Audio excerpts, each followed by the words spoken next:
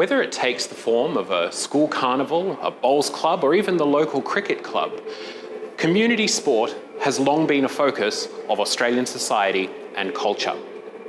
Within the collections of the National Library of Australia are hundreds, if not thousands, of documents, manuscripts, pictures, and other items that document this long history of community and grassroots sport here in Australia.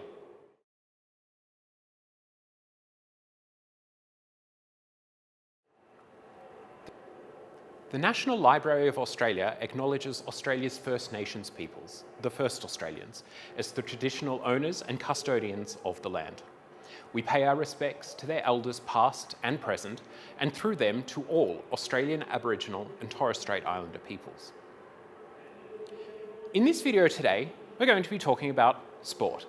We're going to be having a look at our exhibition, Grit and Gold, Tales of a Sporting Nation. I'll be talking to our Director of Exhibitions, Dr Guy Hansen, who'll be telling us a bit more about this exhibition and some of his favourite stories. Then, we're going to be having a look at how you can use the National Library's catalogue and resources like Trove to find out more about sport in your community. I'm here in our exhibition with Dr Guy Hansen, our Director of Exhibitions here at the National Library of Australia. Guy, you and your team have put together this wonderful exhibition, Grit and Gold, Tales of a Sporting Nation. Can you tell us a bit about what Grit and Gold is all about? Well, Grit and Gold is an exhibition which looks at the collections of the National Library through the frame of sport. So we wondered, what would we find if we looked at the library's collections and just tried to work out what types of sporting material? And of course, we found out that it's a treasure trove. The library collects all sorts of things all of the time and vacuums up all of this material on Australian history and culture. And looking back, you can go right back to the colonial period, through the 20th century to the present, and you find the most amazing stories about Australian sport. And I guess in the title of the exhibition, Tales from a Sporting Nation, Australia and Australians are kind of we're a bit sport mad sometimes, I think. Yes, I think our intuition that Australians are sports crazy was completely confirmed by the research for the exhibition. Yeah. And when you look back through the history, you can see that sport was always a very important part of Australian history and culture. During the colonial period, you can see that there's a huge interest in sporting achievement, and particularly the achievement of Australians when they went back to the old country, to the mother country, and achieved. So rowers or boxers or other athletes who achieved back in England were hailed as heroes back in Australia. So you can sort of see it from very early on, sport became a big part of the Australian national identity. And that follows right through the 20th century, and you can see all sorts of amazing changes with the shift from amateur sport to professional sport, the big sporting events like the Melbourne Olympics and the Sydney Olympics. So all of these are stories which give you an insight into how Australia changed and evolved over the last 150 years. It's definitely an interesting history, and I suppose all those things you've just said, that kind of, did that play into kind of your decision, the library's decision to mount this exhibition about sport? Yeah, I think the sport exhibition is an opportunity to reach out to a broader audience. The people who use the library all the time know what the library can do and know how wonderful the collections are. Perhaps the broader population isn't aware how rich the collections are and how relevant they are to their own lives. So doing an exhibition like this is an opportunity for people who wouldn't normally come to the library to come in and find out a little bit and perhaps discover how valuable our collections are. Yeah, definitely. It doesn't kind of feel like a traditional library type of exhibition, but it's a really great opportunity to showcase that it is. I think sometimes people can think libraries are not for them and that libraries are about perhaps a bit high culture or highbrow. But what a show like this shows is that really we collect all sorts of material and you can find your story in the National Library of Australia. It's a great message. Question, perhaps without no preparation at all, but how many items are in this exhibition? Well, it depends on how you count the items, but it's roughly about 160 items. And which, of course, when you think about it, 160 items, that sounds like a lot, but there are literally hundreds of thousands, possibly even millions of items which relate to sporting history in the library's collection. So it's really a hard job to go from all that vast quantity of material just down to the final 160 or so which we'll put in the exhibition. And I imagine that for some items that might have been a tough choice to decide whether to go in or leave out. And we had a large curatorial team of diverse background, age, different parts of Australia, gender, a whole range of different value systems coming to the fore and what people found interesting. So we had lots of really fascinating discussions within the curatorial team about what we should choose. But we did have a sort of set of criteria which helped us. The main one was that this idea that sport is a great way of telling stories, that sporting contests, because they happen in a certain period of time, 80 minutes, 90 minutes, they have a certain set of rules, they often have, the field is often determined. That creates this set of parameters where stories unfold, drama unfolds, there's goodies, there's baddies, there's heroes, there's villains. These generate great stories, and once the game is over, we love to tell the stories again and again. So we tried to choose material which as really good examples of how sport generates stories.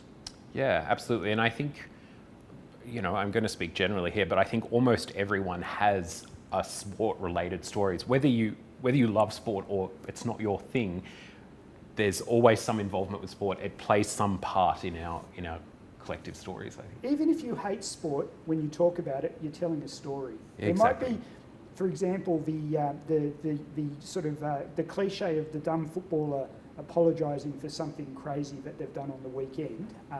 That's a kind of a trope where we all tell stories about, and we say, did you see that person and what they said?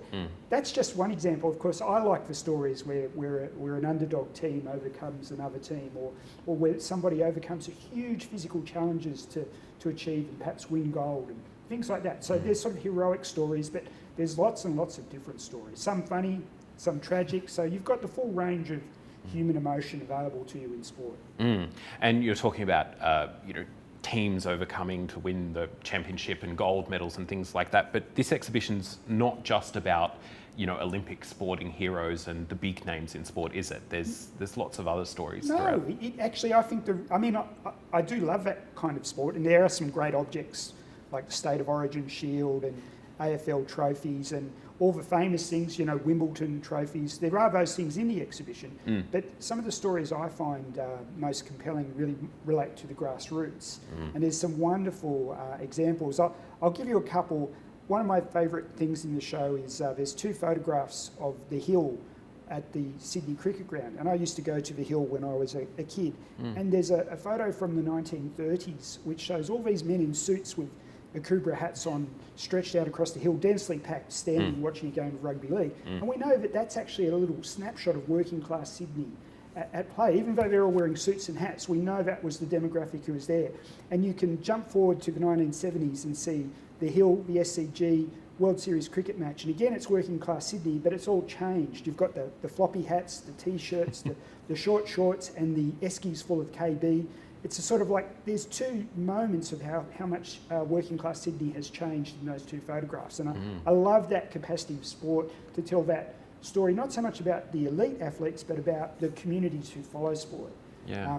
Another one, which I find quite compelling, is a story from the 1956 Olympics, where the Olympics were happening at a time of high international tension, with the English and the French going into Suez, and the Soviet Union going into Hungary, and the Olympic Games are unfolding at this sort of moment of world tension.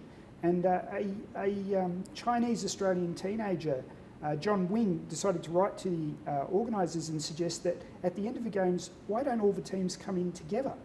And strangely enough, people listened, and that's exactly what happened. So that's an amazing moment where the Olympics becomes a symbol of peace, and that's been carried on since then. So that's a great story of just an individual in the suburbs making a good suggestion.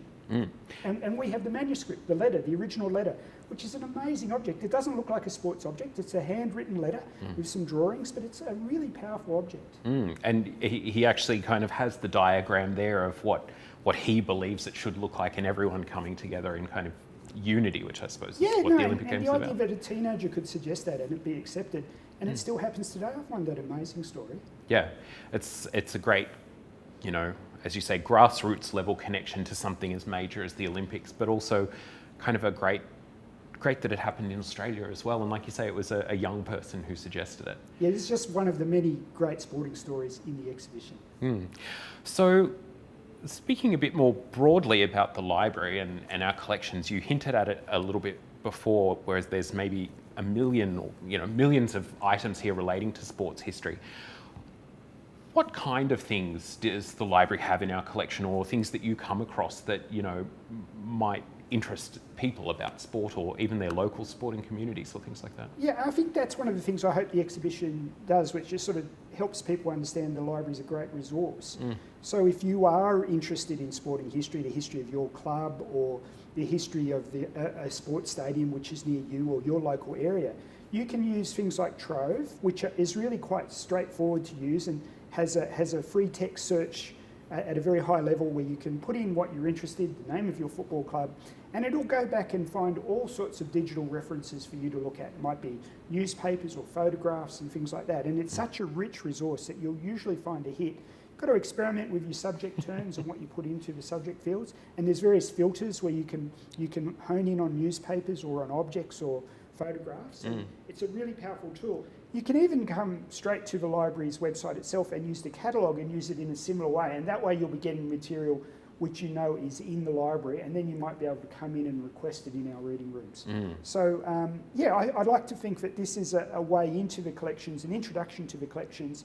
You might then apply for a library card and come and do some research of your own.